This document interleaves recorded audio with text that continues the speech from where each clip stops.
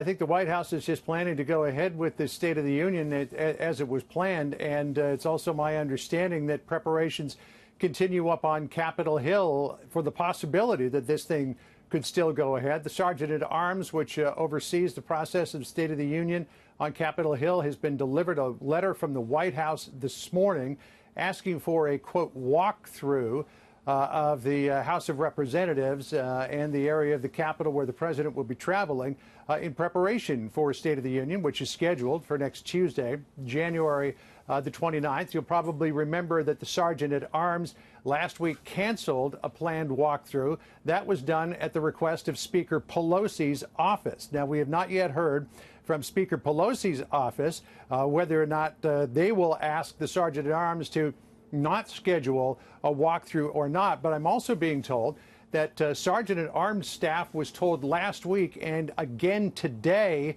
to proceed with planning as if this thing is happening. So we do not know whether or not this is going to actually take place on Tuesday the 29th, Eric, but at least the Sergeant at Arms office up there on Capitol Hill, the U.S. Secret Service, Department of Homeland Security, and the White House are all planning to go ahead with the president being where he was asked to be next Tuesday. So that the ball now in Nancy Pelosi's court. Let's see what she says. Yeah, well, it's at least they're preparing for that, so we're waiting for word from the Speaker's office on this. Meanwhile, shutdown day 32, the Senate's considering that bill this week. That does include the president's wall money, but the Democrats likely to oppose. Yeah, but there are also some Democrats that are open to the idea of what the president is talking about. The quibble here seems to be, and this is both in the House and in the Senate, is whether you can negotiate on something while the government is closed or whether out of principle you have to have the government open before you go ahead with negotiation. Here's what Hogan Gidley, the Deputy Press Secretary, said this morning. They're playing politics with people's lives here. It's dangerous for the country. And there are 800,000 federal workers that by midnight tonight, if a deal is not reached, they are guaranteed to miss a second paycheck in a row. That's unacceptable. Democrats have to come to the table to work with us to fix it. You know, one of the Democrats that is considering the president's offer is West Virginia Senator Joe Manchin. He's always been a centrist Democrat in a state that President Trump won by 40 points. So sometimes the president's ideas are good ideas for the state of West Virginia. But the leadership on the Democratic side in the Senate, Chuck Schumer, still firmly with his heels dug in on all of this, saying no negotiation until after the government is open, and he is still firmly opposed to any idea of a border barrier. Listen here.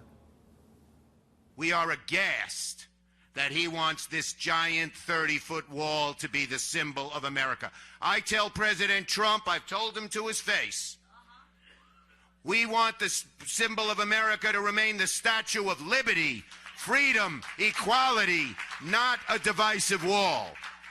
And we will fight for that. Fight for that, we will.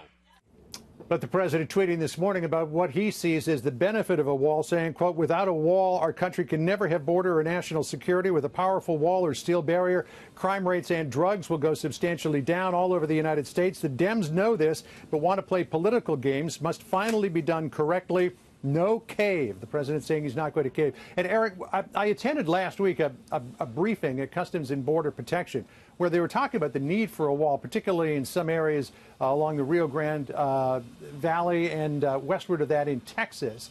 And the thing is that they want it really to interdict drugs and other illegal cross-border activity. But because the wall cannot be built, and we talked about this yesterday, in the floodplain of the Rio Grande, that means that a lot of these migrants from Central America, the Northern Triangle countries, would be able to get their feet on U.S. soil long before they got anywhere near a border barrier. And those are people who want to be apprehended by the Border Patrol. So while this is designed to stop illegal cross-border activity, drugs, human smuggling and the like, it would not stop the idea of these migrants coming across, putting feet on U.S. soil so they can be apprehended by the Border Patrol.